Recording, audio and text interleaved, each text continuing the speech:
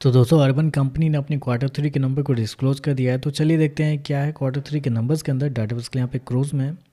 तो देखिए पिछले क्वार्टर में कंपनी 380 करोड़ का रेवेन्यू जनरेट की थी ऑपरेशन के थ्रू, पिछले साल 287 करोड़ के आसपास।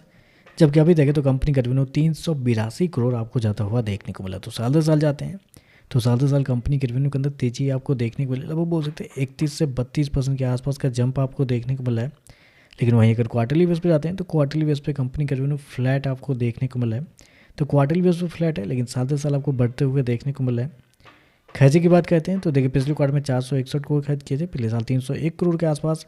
जबकि अभी देखें तो कंपनी खर्चे 432 करोड़ आपको जाता हुआ देखने को मिला। तो खर्चे देखें तो खर्चे बहुत ही ज़्यादा आपको देखने को मिल रहे हैं। मतलब जितना कंपनी रेवेन्यू नहीं जनरेट करी है उससे ज़्यादा कंपनी खर्चे आपको देखने को मिला है। और सबसे मेजर जो प्रॉब्लम क्या निकल के आ रहा है ना, जितने भी नए नए कंपनी आ रही है, नए नए एंटरप्रेनर के रूप में कंपनी उभर रही है, बड़े बड़े मतलब कंपनी बन के निकल के रही है, और सबके साथ हमेशा से एक बड़ा प्रॉब्लम निकल के आ रहा है कि कंपनी के एम्प्लॉय बेनिफिट।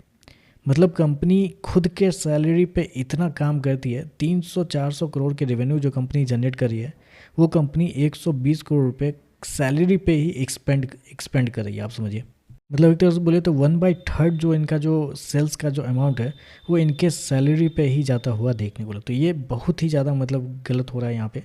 मतलब बस कंपनी लिस्ट करवा दी गई है और बस उसके बाद उनके जो कुछ प्रमोटर के जो इन्वेस्टर है वो अपना माल बेच के निकल रहे हैं। क्योंकि कंपनी का प्रॉफिट अगर आप देखते हैं तो पिछले क्वार्टर में कंपनी 59 करोड़ के लॉस में थी, पिछले साल 231 करोड़ का प्रॉफिट। अभी देखें तो कंपनी 21 करोड़ के घाटे में आपको जाती हुई देखने को मिले। तो कंपनी का जो लॉस है, मुनाफे से कंपनी आपको घाटे में देखने को मिले, जबकि पिछले क्वार्टर के मुकाबले देखें तो कंपनी का लॉस कम होता हुआ देखने को मिला है। हालांकि कुछ एडजस्टमेंट भी थे टैक्स वैक्स के बारे में, लेकिन उससे पहले ऑपरेटिंग प्रॉफिट भी देखते हैं ना आप। पिछले साल 16 करोड़ के आसपास के प्रॉफिट में, अभी देखें तो 14 करोड़ के घाटे में देखने को मिल रही है। तो नंबर देखें तो नंबर बहुत ही ज़्यादा कमज़ोर आप कह सकते हैं। ईपीएस की बात करते हैं तो देखिए पिछले क्वार्टर में 40 पैसे का माइनस का, पिछले साल 1 रुपये 62 पैसे।